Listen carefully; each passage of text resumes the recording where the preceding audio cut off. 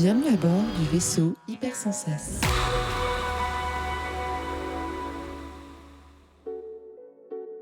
Bonjour à vous qui avez choisi, par envie, par curiosité ou tout simplement par hasard, de m'accompagner dans les méandres de mon imaginaire.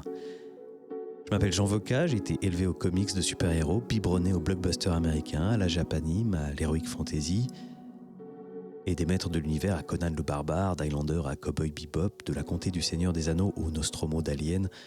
Tous ces univers ont façonné mon esprit, l'ont peuplé de monstres, de héros, de guerrières intrépides et de sorciers maléfiques. Autant de personnages qui m'ont fait trembler parfois, galvaniser souvent, accompagner toujours. Laissez-moi vous emmener explorer mon paysage mental et y découvrir les histoires qui y ont germé. Bienvenue dans la cartographie des chimères. L'illustration de couverture est signée Victor Lejeune. La réalisation est assurée par Adrien Larouzet qui a aussi composé la musique avec Apolline Dash. Mais avec toutefois dans cet épisode une exception puisque le morceau de fin est une composition de Julie Vatin. Et l'épisode du jour s'intitule « Entre le héron et l'araignée ».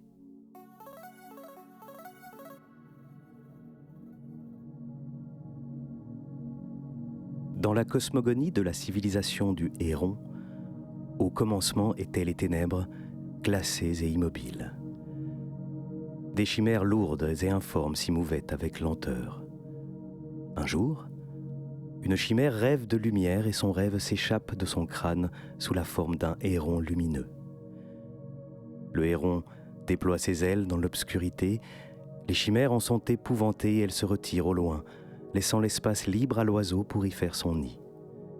Et dans le nid de ténèbres, le héron pond un œuf, l'œuf tout, dont surgit le monde qui emplit le vide. Et toujours le héron vole pour tenir les ténèbres à distance, et de ses ailes déployées sur le monde, il pleut des rêves, et de ces rêves naissent les hommes. Dans la constellation de l'araignée, on dit qu'au commencement de la lumière naquirent les dieux. Beaux et tout-puissants, ils pouvaient tout, ils étaient tout. Ils créaient sans cesse merveilles et miracles, mais les dieux étaient aussi facétieux et oisifs, et rien ne perdurait jamais de leur création, si magnifique fussent-elles. Un jour, les dieux, lassés de leurs propres merveilles, se lancèrent pour défi de créer la créature la plus laide possible. Ainsi fut créée l'araignée hideuse. Tous la moquèrent. Honteuse, elle s'enfuit et se déroba à la vue de tous. Dissimulée dans sa caverne, elle observait de ses innombrables yeux les dieux inutiles qui gaspillaient l'énergie du tout. Dissimulée dans sa caverne, elle saisissait de ses innombrables pattes ce que les dieux inutiles abandonnaient derrière eux, cheveux coupés et rognures d'ongles. Elle les engloutissait, les digérait, et dans ses entrailles en faisait sa toile. Et l'araignée a commencé à tisser. Petite toile d'abord, puis de plus en plus grande, trames géométriques solides et belles qui dessinaient un sens dans le chaos des dieux inutiles. Son ouvrage était si beau et si équilibré que les dieux même qui s'étaient moqués d'elle lui rendirent hommage en la plaçant au centre de tout. Et elle tissa encore, et elle tissa le monde, et la toile était le monde, et l'araignée inonda la toile de ses rêves, et de ses rêves naquirent les hommes. Dès l'aube de leur civilisation, bien avant les voyages stellaires, bien avant les moteurs à réaction, les peuples du héron ne voulurent qu'une chose, voler. Dès leur préhistoire, avant même l'invention de la roue, les plus téméraires d'entre eux se jetèrent de falaises équipées seulement d'ailes de toile rudimentaires. Combien de pionniers périrent à la poursuite du rêve? Qu'importe, rien ne les arrêta jamais. Le rêve était plus important. Le progrès de leur technologie alla de pair avec l'exploration de leur planète. En ballons dirigeables, ils enjambèrent les océans et prirent les montagnes de haut. Chaque destination était le point de départ de l'expédition suivante. Des expéditions coûteuses en ressources et en énergie.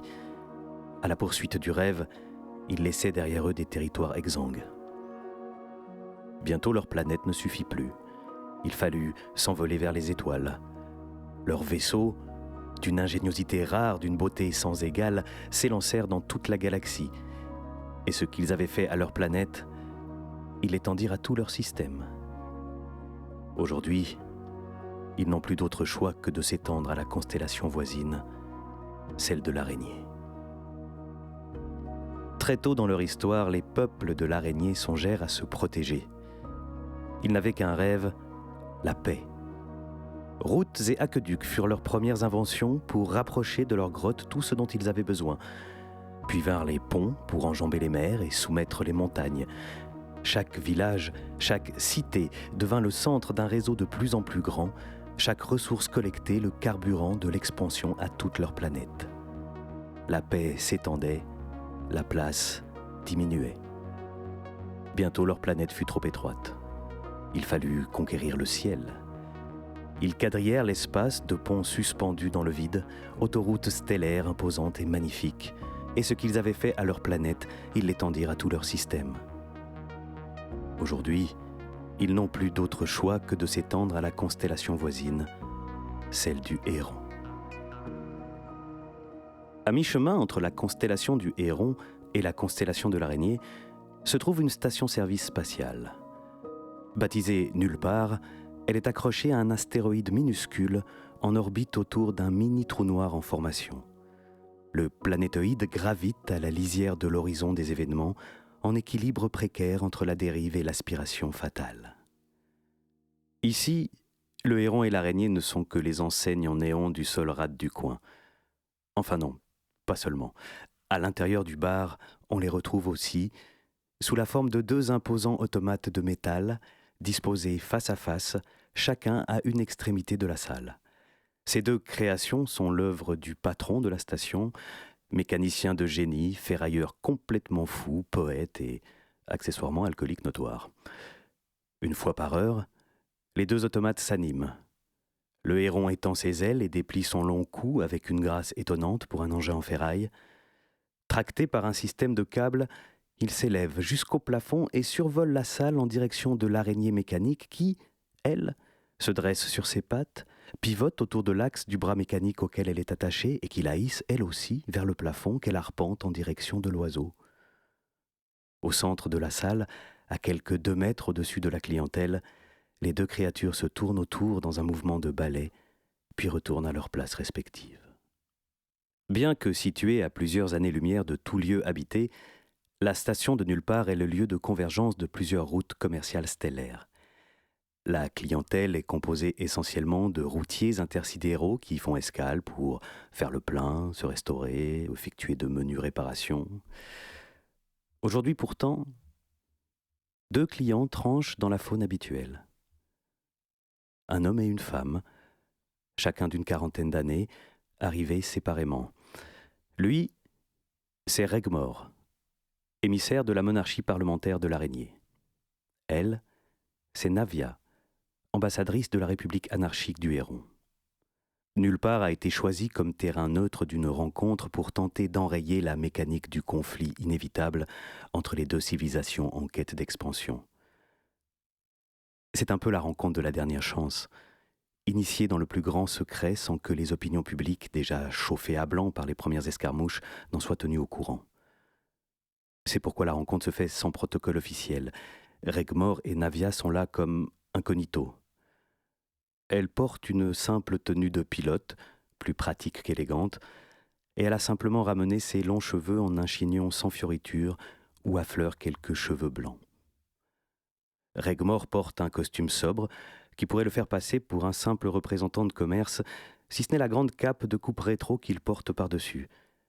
Et puis, il n'a pas pu s'empêcher tout de même de surligner ses yeux d'un trait noir qui se prolonge jusque dans ses pattes d'oie, maquillage typique des dignitaires de sa nation.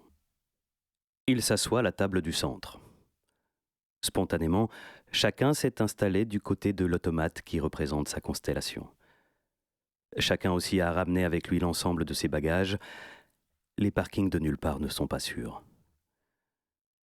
Regmor remarque immédiatement le manche d'une lithare, instrument à cordes traditionnel de la culture héronienne.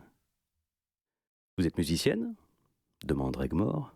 « Non, elle répond, non, c'est juste un passe-temps pour mes heures perdues. Le voyage était long. »« Ah, je vois, reprend Regmor. Vous savez, moi, la musique, c'est ma passion première. Regardez. » Il sort de son sac un petit accordium, instrument mécanique à soufflet typique de la nation de l'araignée. Navia regarde l'instrument et sourit.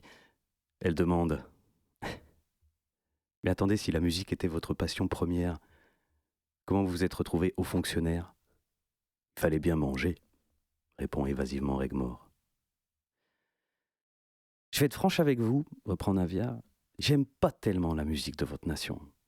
Pardon, hein, mais ces ritournelles répétitives, c'est d'un ennui. Ces ritournelles répétitives, comme vous dites, sont des bijoux de construction harmonique, pas comme, excusez-moi, les interminables envolées sans queue ni tête de vos morceaux traditionnels. Dites-moi, est-ce que vous prenez seulement la peine d'écrire votre musique ou est-ce que tout est toujours improvisé ? Ce qui compte dans notre culture, répond Navia en souriant, c'est la recherche perpétuelle. Ce qui compte dans la nôtre, rétorque Regmore, c'est la mise en ordre du chaos. Un temps. Ils éclatent de rire. Eh ben, elle commence bien cette négociation, lance Navia. Ils rient de bon cœur, tous les deux. Et puis soudain, ils ne rient plus. Leurs regards se sont croisés et ils ont été saisis tous les deux d'une émotion à laquelle ils ne s'attendaient pas. C'est comme s'ils s'étaient toujours connus, comme s'ils s'étaient perdus il y a longtemps et qu'ils se retrouvaient enfin. C'est évident, c'est idiot, c'est irrévocable, c'est un coup de foudre. Il faut bien assumer pourtant la mission qui leur a été confiée. Chacun sort ses dossiers et commence à avancer les arguments de son camp. Ça discute territoire, aménagement de ressources, traité de libre-échange ou droit de passage.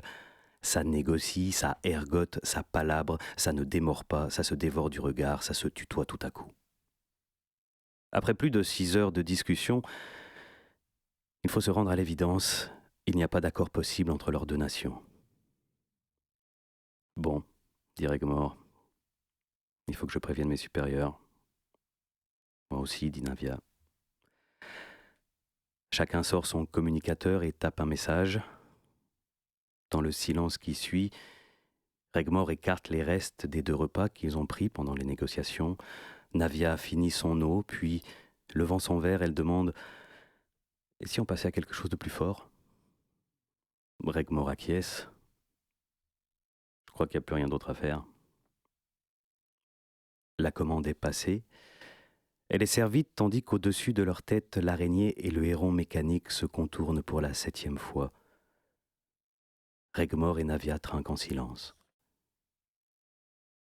Derrière eux, des clients un peu éméchés rient bêtement d'une autre création du patron, un automate qui figure au-dessus d'une vasque, la parade amoureuse de 2 oiseaux de paradis. C'est Navia qui reprend la parole la première. « Pars avec moi. »« Où ça ? Je sais pas, ailleurs, partout, pars avec moi. T'en as pas l'envie ? Si, bien sûr, on s'arrache de l'araignée et du héron et on sillonne l'espace ensemble, toi et moi. Pour toujours, elle ajoute, mais lui, il continue sur sa lancée. Et on se trouve une planète, loin de nos 2 systèmes, où on se fera un cocon stable, une vie merveilleuse. Elle se glace. Un cocon ? Oui. Et j'aurais l'impression d'être en prison dans un cocon. Regmore accuse le coup. Et moi, dit-il, en voyage perpétuel, je me sentirais en exil permanent. Navia retourne à la charge. Tu sais, Regmore, dans la nation du héron, nos vaisseaux, ce sont aussi nos maisons, des havres de paix en mouvement. Pourquoi il ne voyagerait pas ton cocon ? Pendant un instant, Regmore entrevoit le monde tel qu'il pourrait être. Les larmes lui montent aux yeux. Navia continue. On y sera bien, tu verras. Toi, moi et... Elle s'interrompt, estomaquée par ce qui lui a traversé la tête, le cœur et le ventre. On ne pense pas à ces choses-là si tôt. J'ai déjà 2 enfants, dit simplement Regmore. Navia comprend tout de suite pourquoi il lui dit ça, pas pour lui dire que ça l'empêcherait de partir avec elle, non.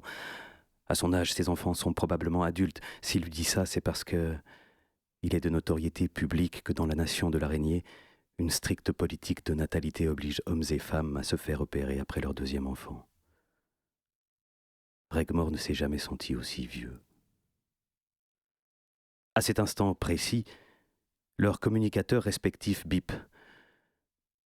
Chacun lit le message qu'il a reçu, en prend acte et relève la tête vers l'autre.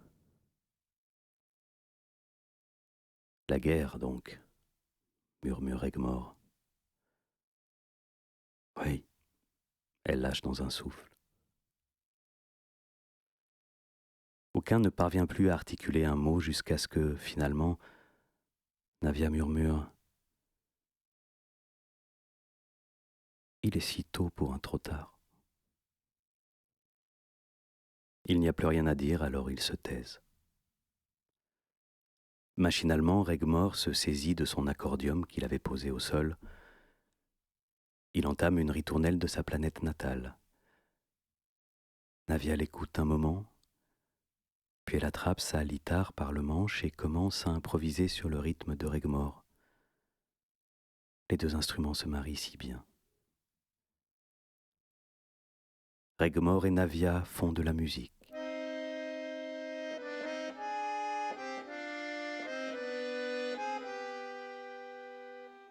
Les yeux dans les yeux, entre le héron et l'araignée, ils échappent au poids du monde et du temps.